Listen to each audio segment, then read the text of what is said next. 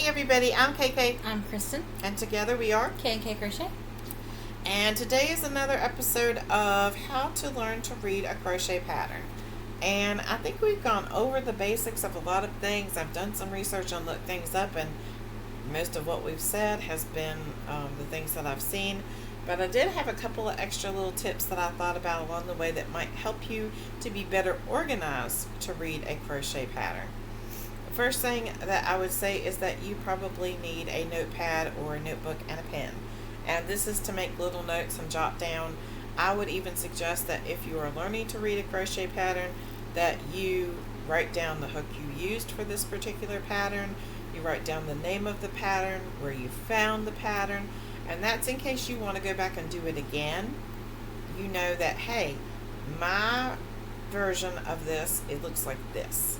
This is because of my intention. I need to do this. I need to use this hook. I use this yarn. I use this. I made this change in the pattern on round so and so, and that way you can go back. Now, I'm one of those do as I say, not as I do, because sometimes I do that and sometimes I don't. And as I'm doing Christmas extravaganza, I'm trying diligently to make those notes for you all so that when I tell you that I created a pattern and you look at my finished project and you look at the pattern that's given, you know the changes that I had to make for me. Yours might be different. They might not. I may find an error in a pattern and say, hey, there's an error here. Post-it notes. The little ones that are the little rectangular tabs, I think are good in case you need to make a little note. Like say you have a book and you want to make a note as you're doing the pattern, so that every time you come back to, like if it's a repeat, every time you come back to that round, you know, hey, I need to focus here, or I need help here. The big block ones you can use to mark below your, like if you're on row 1, mark everything out below so you can't see, or put a book there where you can only see row 1, and that trains your mind to say, this is the row I'm looking at, so you don't accidentally look up at the TV and look back down at the pattern and skip to a line. I still do that even though I've crocheted for years. Sometimes, especially if the rows are very similar. If you look at a row and they're increasing and they're very similar, or something is just off by a little bit on each row, then you might find that's easier to keep track. A row counter or a project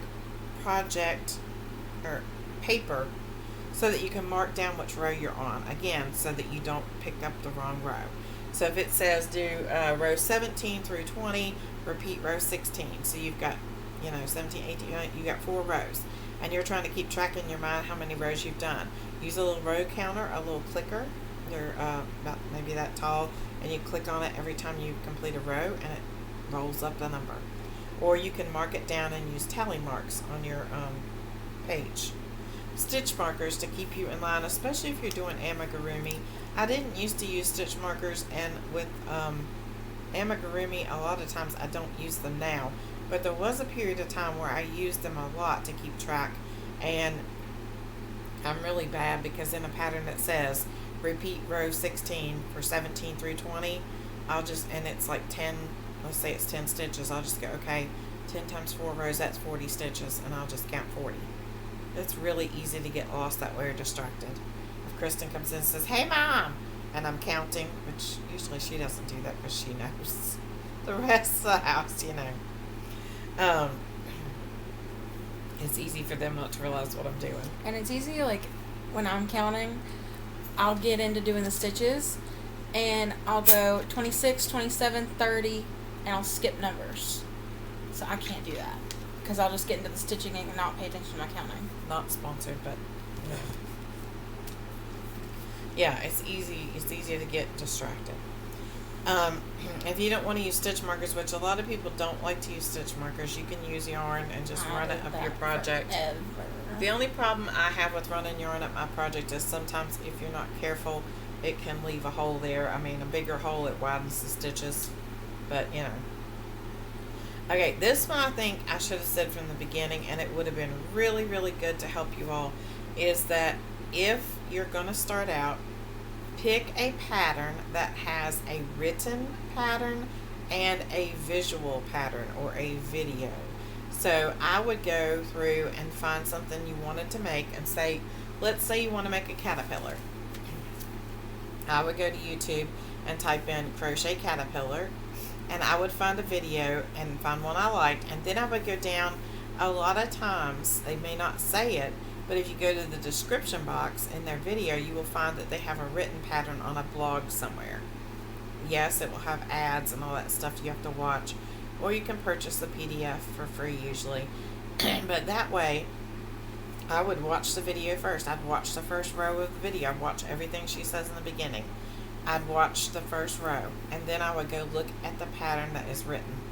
And that way you should be able to see what they say. Or better yet, you can also find a video where they put the captions at the top of the screen, and they'll say, 2 single crochet in each stitch around.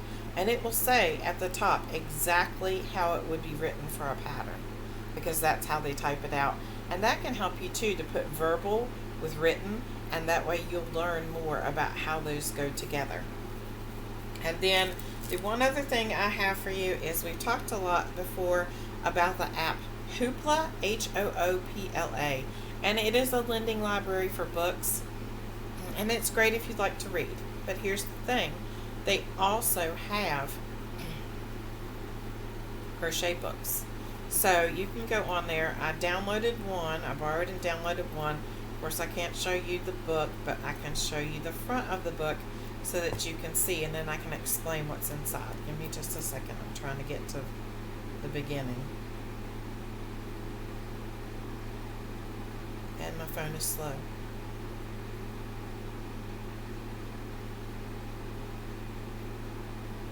I don't know why it did that. I told it to jump to the front of the book and it did not.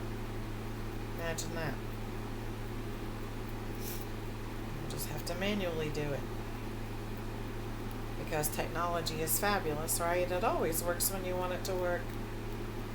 Y'all have to excuse me. Allergies are getting the best of me, and they are making it hard to talk. So, this particular book, good grief, has a list of all kinds of stitches. So this would be a good book too if you're starting out and you want to learn stitches, or if you've been a crocheter for a very long time and you just want to look at different stitches that you've never seen before. Actually, I may take a look at this book and see what I can learn from it one of these days when I get time. When is that, right?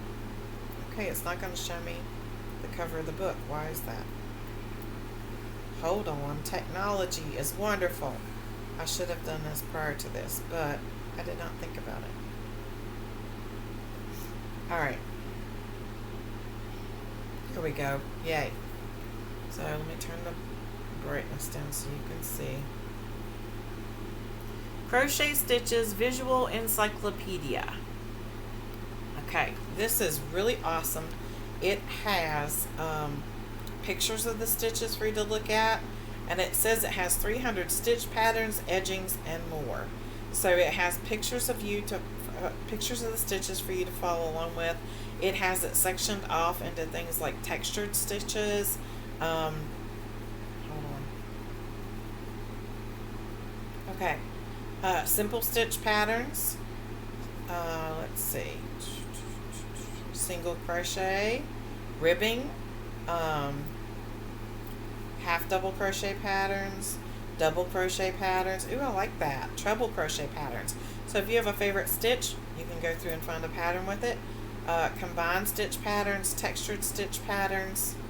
Ooh, there's a lot of those I've never heard of before. Lace stitch patterns. Let's see. Wave stitch patterns, pineapple stitch patterns, unique lace stitch patterns. How many lace stitch patterns are there? Brussels stitch patterns. Wow. Cluster. Colorwork stitch patterns. I really need to check this book out. Tunisian stitch patterns. So lots of different things for you to look at. Square and hexagonal granny squares. Lots of different things for you to look at, and it's free on Hoopla. Flower, snowflake, and joining motifs.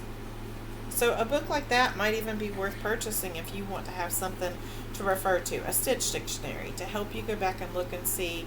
And I think we all need that, whether we're trying to learn how to read a pattern or we're just crocheting. I've been thinking about getting one for a while just to be able to pick up new stitches, because you can find them online, but it's nice sometimes to just go through a book and look. So I thought maybe that might be something you all might be interested in, knowing that you could add that to your your ability to be able to read a crochet pattern. So hopefully this has helped. If you have other questions, please let us know down below. If it's helped you, please let us know. I know it's not for everybody. I know some people already know how to read and they could care less, or how to read a crochet pattern, and they could care less. I also know there are those of you who already know how to read a crochet pattern and you watched anyway and commented, and I appreciate you for that.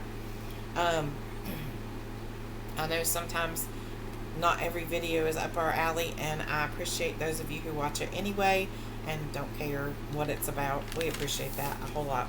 So that's all we have for this day and for this series, I think, unless I think of something else, because I think we covered most of it. So hope you have a great day. Don't forget to be kind, because You don't know anybody else's journey.